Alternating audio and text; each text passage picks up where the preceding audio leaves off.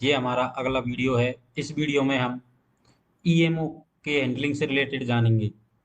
EMO को किस प्रकार से पोस्टमैन को इनवॉइस करना है, किस प्रकार से वितरण करना है आदि के बारे में हम जानकारी लेंगे।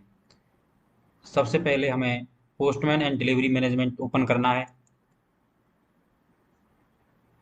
उसके बाद यहाँ आपको एक सब card EMO view and print का दिखाई देगा। जैसे ही आप ईएमओ एंड इस पर क्लिक करोगे तो यहाँ आपको दो ऑप्शन दिखाई देंगे, receive EMO and view EMO. Receive EMO में आपको अपने ऑफिस के बारे में जानकारी भरी हुई रहेगी और आपका यूजर आईडी लिखा रहेगा। जहाँ पर आप फैच डाटा करोगे तो आपके ऑफिस को आने वाले सारे ईएमओ आपको यहाँ पर दिखाई देंगे। अब हमारे ऑफिस को दो ईएमओ प्राप्त हुए हैं। हम इन दोनों को एक एक करके प्रिंट कर लेते हैं। प्रिंट करने के लिए सबसे पहले ईएमओ पर क्लिक करना है और यहाँ यहाँ से प्रिंट पर जाने के बाद आपको प्रिंट ईएमओ करना है। करो जैसे ही आप प्रिंट ईएमओ करोगे तो आपका ईएमओ प्रिंट हो जाएगा। कुछ इस प्रकार से आपका ईएमओ प्रिंट होने के बाद दिखाई देगा, जिसका आप प्रिंट निकाल सकते हैं। अब दूसरे ईएमओ को हम प्रिंट करेंगे। आप यहाँ पर प्रिंट के अलावा एक रीडायरेक्ट का ऑप्शन भी दिखाई देगा। आप ईएमओ को रीडायरेक्ट करना चाहते हैं तो यहीं से डायरेक्ट ईएमओ को रीडायरेक्ट भी कर सकते हैं। यदि आपके पास गलती से कोई गलत ईएमओ आ गया हो तो उसको आप रीडायरेक्ट इस प्रकार से कर सकते हैं। अभी हम इसको प्रिंट कर लेते हैं। ये प्रिंट ईएमओ, ये दूसरा ईएमओ भी इस प्रकार से आप हमने प्रिंट कर लिया है। ईएमओ प्रिंट करने के बाद आप व्यू ईएमओ में जाकर उसकी डिटेल भी देख सकते हैं। देखिए ये दो ईएमओ हमने प्रिंट किए थे, एक ईएमओ पहले से ही सिस्टम में है तो वो आपको दिखाई देगा। ईएमओ प्रिंट करने के बाद व्यू ईएमओ में जाकर आप उसकी जानकारी डिटेल भी देख सकते हो। अब हमें इन ईएमओ को पोस्टमैन को इनवॉइस करना है। उसके लिए हमें वापस से postman and delivery management card पर जाएंगे। पोस्टमैन एंड डिलीवरी कार्ड पर जाने के बाद डिलीवरी ऑपरेशन पर क्लिक करेंगे।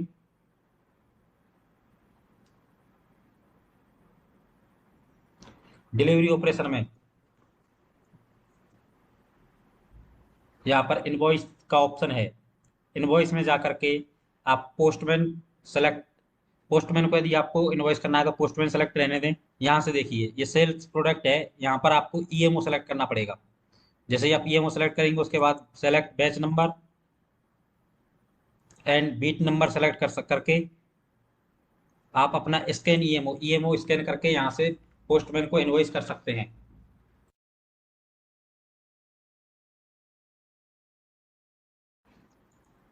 ये देखिए हमने दो इनवॉइस पोस्टमैन को इनवॉइस की है, दो ईएमओ, तो दोनों यहाँ पर आपको दिखाई देंगे।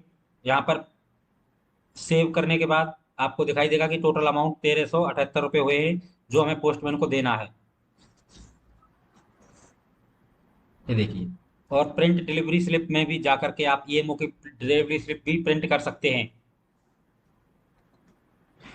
कुछ इस प्रकार से आपको डिलीवरी स्लिप दिखाई देगी। अभी हमने पोस्टमैन को ईएमओ इनवॉइस किए हैं तो पोस्टमैन को पेमेंट भी देना होगा कि जितने पैसे के ईएमओ हैं वो पेमेंट पे करना होगा। उसके लिए हमें डिलीवरी सुपरवाइजर की आईडी से लॉगिन करना होगा। डिलीवरी सुपरवाइजर ही ये काम कैश इनवॉइस का काम कर सकता है।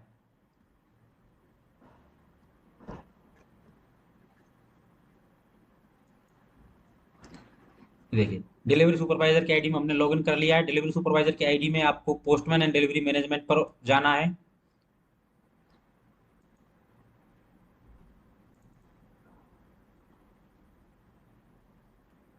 Postman and delivery management card open होने के बाद आपको डिलीवरी ऑपरेशन में जाना है।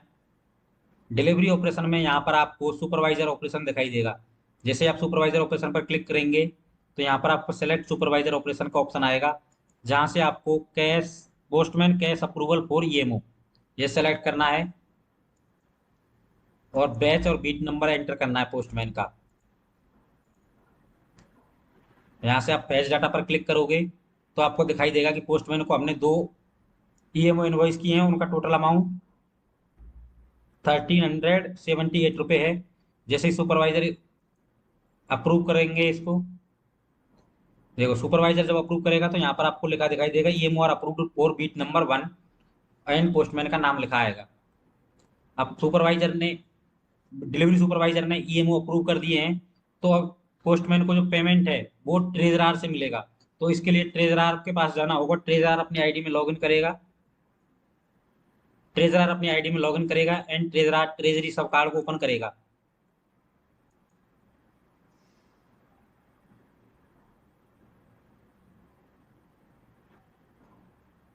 जैसे ही ट्रेजरी सब कार्ड ओपन होगा तो हमें यहाँ पर कैश ट्रांजेक्शन स्टेटस में रिक्वेस्ट दिखाई देगी। देखिए ये हमें रिक्वेस्ट दिखाई दी है कि रिक्वेस्ट 1378 रुपीज की बीट नंबर 1 से। तो यहाँ से हम इसको प्रोसेस करेंगे।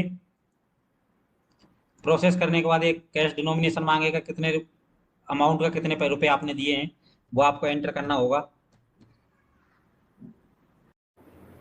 इसके बाद कंफर्म पर क्लिक करेंगे तथा कुछ इस प्रकार का पॉपअप मैसेज आपको दिखाई देगा कि amount has been successfully processed. इसके बाद में ट्रेजरर पोस्टमैन को कैश अमाउंट दे देगा।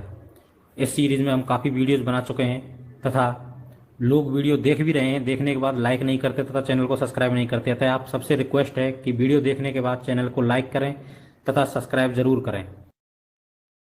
अब तक की प्रक्रिया में हम जान चुके हैं कि ईएमओ को किस प्रकार से पोस्टमैन को इनवॉइस करना है तथा ईएमओ का पेमेंट किस प्रकार से पोस्टमैन को देना है। अब हम जानेंगे कि ईएमओ वितरण होने के बाद या फिर ईएमओ वापस रिटर्न आने के बाद किस प्रकार से पोस्टमैन से हमें कलेक्ट करना है।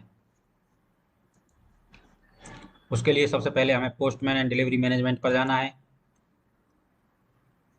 जैसे हम postman and delivery management card open करेंगे उसके बाद डिलीवरी ऑपरेशन ओपन करेंगे।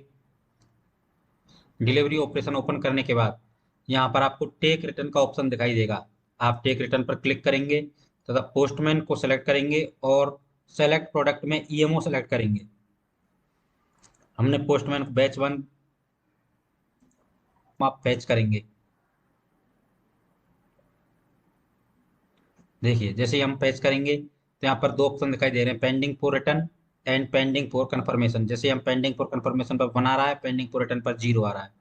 पेंडिंग फॉर कंफर्मेशन पर उन पर क्लिक करेंगे तो ये हमें दिखाई देगा कि एक ईएमओ को रिटर्न कर दिया गया क्योंकि कस्टमर ने लेने से इनकार कर दिया है। पेंडिंग फॉर रिटर्न में यदि पोस्टमैन अपनी मोबाइल से वितरण नहीं करता है तो यहाँ पर पेंडिंग फॉर रिटर्न में आपको 1 आर्टिकल दिखाई देता, लेकिन पोस्टमैन ने अपने मोबाइल से क्योंकि रिटर्न कर दिया है तो हमें उसको केवल कंफर्मेशन में दिखाई देगा। तो इसको हमें कंफर्मेशन करना है। जैसे ही हम इसको आर्टिकल सेलेक्ट करेंगे तथा कंफर्म रिमार्क पर जाएंगे तो रिमार्क कंफर्म हो चुका है कि एक आर्टिकल हमें कस्टमर ने लेने से इनकार कर दिया, इसलिए हम उसको रिटर्न कर दिया है। ने एक ईएमओ रिटर्न किया था तो एक ईएमओ को वितरण कर दिया है। अब हम जो ईएमओ रिटर्न किया उसका पेमेंट पोस्टमैन से वापस लेना है। उसके लिए हमें सबमिट अकाउंट पर क्लिक करेंगे। सबमिट अकाउंट पर ओपन करने के बाद यहाँ से हमें पोस्टमैन सेलेक्ट करना है। पोस्टमैन के बाद बैच नंबर तथा बीट आईडी सेलेक्ट करनी है। वहां पर हम पेज पर क्लिक करेंगे। ये देखिए 2 ईएमओ डिलीवर हुए हैं, 4 ईएमओ अनडिलीवर्ड हैं और 5 आर्टिकल डिलीवर किए हैं। ये जो डाटा आपको बढ़ा हुआ जो डाटा दिखाई दे रहा है क्योंकि हमने 2 ही ईएमओ इनवॉइस करना सीखे थे। ये बाकी का जो डाटा है, बाकी के जो इनवॉइस का जो डाटा आ रहा है वो इस प्रक्रिया को वेरीफाई करने के दौरान जो ये ट्रांजेक्शन किए गए थे मेरे द्वारा वो दिखाई दे रहा है। यानी कि इस प्रक्रिया की जो टेस्टिंग की थी उसके दौरान मैंने 2-3 ईएमओ का ट्रांजेक्शन करके देखा था, वो डाटा आपको दिखाई दे रहा है। इसको हम सेलेक्ट करेंगे और सेव पर क्लिक करेंगे। देखो यहाँ पर आपको टोटल अमाउंट लिखा आ रहा है 16,393 रुपीज हमें पोस्टमैन से कलेक्ट करने हैं। इसको हम सेव करेंगे तो सबमिट अकाउंट हो जाएगा। देखिए सबमिट अकाउंट डन सक्सेसफुली का पॉपअप आ जाएगा। इसका मतलब कि पोस्टमैन की बीटीओडी भी हो चुकी है और हमने उससे जो अमाउंट हमें कलेक्ट करना था वो अमाउंट हमने कलेक्ट कर लिया है। अब ये अमाउंट जो हमने कलेक्ट किया है इसे हमें ट्रेजरी के पास जमा करना होगा। तो इसके लिए हमें ट्रेजरी ओपन करना है।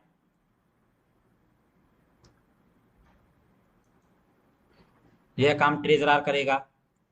ये देखिए ट्रेजरी जैसे ओपन करेंगे तो कैश ट्रांजैक्शन स्टेटस में आपको एक रिक्वेस्ट दिखाई देगी पेंडिंग। ये देखिए यहाँ से आपको लिखा आ रहा है मकसूदन ऐसे रिमिटेंस 16,393 बीट 1 पोस्टमैन।